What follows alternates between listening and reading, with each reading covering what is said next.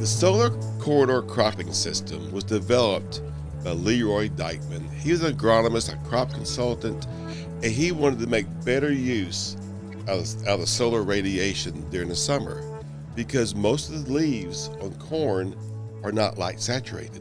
They're shaded by one another.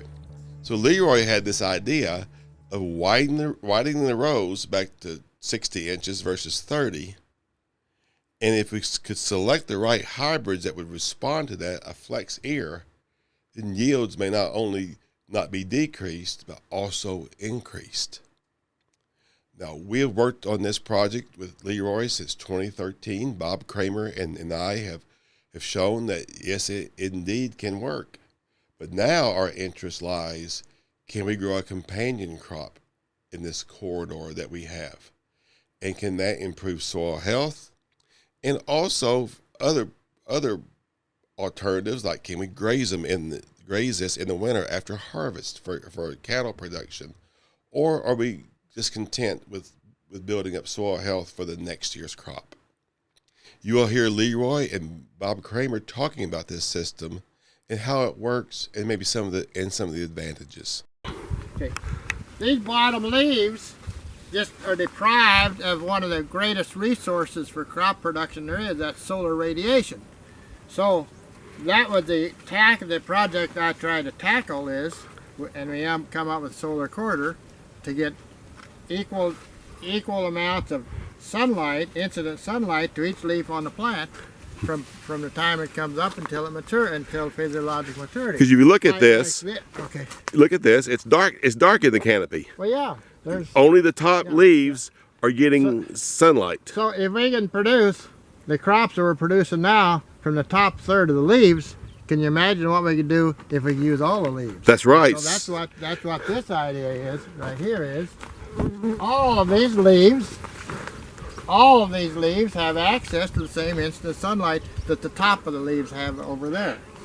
And so now it's just a matter of selecting the hybrids, or more ideally developing the hybrids, then in fact continue to use these bottom leaves. Like now, a lot of hybrids, we don't even use these leaves anymore because they've been trained to have to live in the darkness, and they can't do anything. So if we select the hybrids, readjust the population for the hybrids for our particular site we're at, and I just think this is an approach we should look at. Then the problem is, I don't like this sunlight hitting the ground. We do have a lot. So that is a problem. So what do we do about that? All right, so even in the canopy we still see quite a bit of sunlight hitting the ground. All right. Yeah, so I don't like that sunlight being wasted. So, Tim, what you're doing here looks to me like an approach to try to capture that wasted sunlight. That sunlight isn't hitting the ground. And Tim, I would think instead of having a weed problem in between the rows, we got soybeans. Right. Or cowpeas. Cowpeas, or any of the other crops I've seen you're raising crops out here I've never heard of before. So what we have here, LeRoy, then we have a floral crop in the solar corridor. The corn leaves are still being saturated today, the lower ones, but all that sunlight hitting between the canopy is now on the soybeans. Right, yeah. So we're taking full advantage of our sunlight. Now, I do like the idea of the lower statured cowpea. That maybe, but in other words, every leaf that these soybeans shade, it will have a detrimental effect on the corn yield.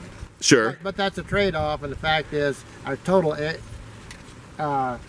index for the ground for the acre is greater. But we're still getting our top leaves saturated as we normally would. Yeah. Okay, and then there have been some research that's been published on this then, and on 7 different soil types, about a couple of 300 miles east of here, we got exactly the same yield, or maybe a little bit more, depending on the population we were at and the site we were at, from all of the hybrids that we tested, and we only tested 3 hybrids versus the control hybrid. But the problem we had is it took 200 hybrids. We had to screen 200 hybrids to come up with 21 that we felt would work. And what kind of hybrid are you looking for then? Well, I'm looking for a hybrid that has an ear, has a reproductive sink that wants to get everything it can out of the base of that stalk. And then I'm also looking at that same hybrid that has a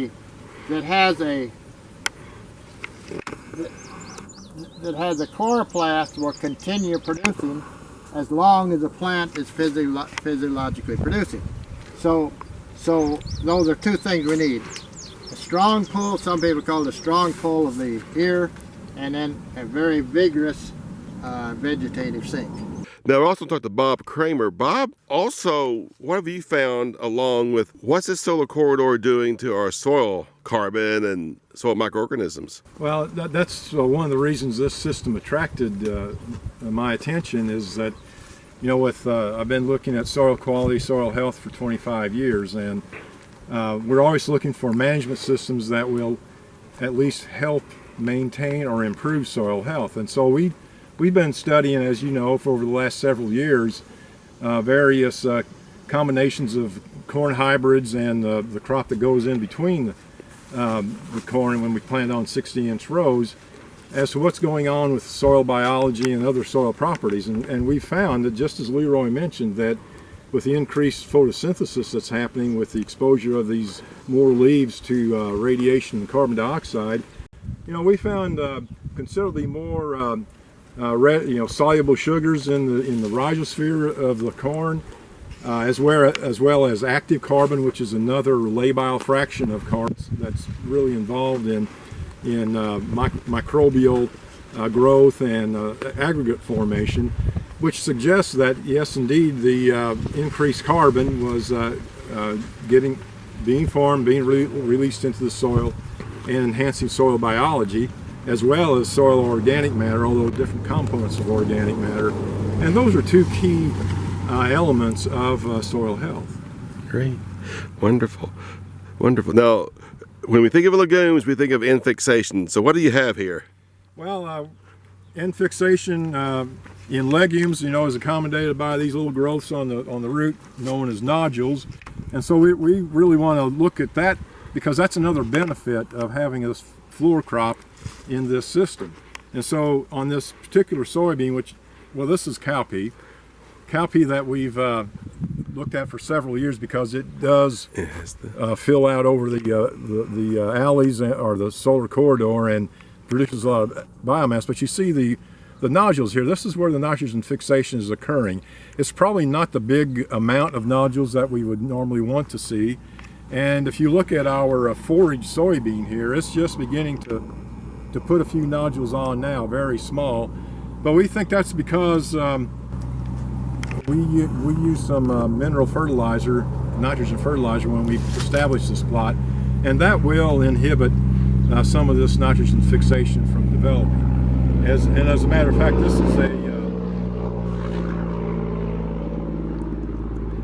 this is a sun hemp plant, and if you look on the root system, there's nothing on there yet. So these legumes vary by not only how much nitrogen is fixed, but also their susceptibility to mineral nitrogen in the soil, and we suspect that's what's happening there. But on the other hand, we know that we'll get a good legume biomass produced. So you could really, like we have the soybeans in the corridor this year, next year we could put the corn where the soybeans are, and the soybeans where the corn is. And we get that benefit from an improved soil health. Exactly. That would be the ideal sequence for this system. And it can be used as a grain system, also could be used as a grazing system. Grain or grazing, forage, soil conservation. There's a lot of options here. The grazing is intriguing if we could come up with a way to do that. And I know some of the farmers in northern Iowa are doing this already with their cover crops in 60-inch rows. But grazing is an added benefit for soil health improvement. So as you can see, the solar corridor cropping system has a lot of potential to vary our cropping systems, whether we want just corn production or including a companion crop with that corn, possibly for building soil health and even for cattle production.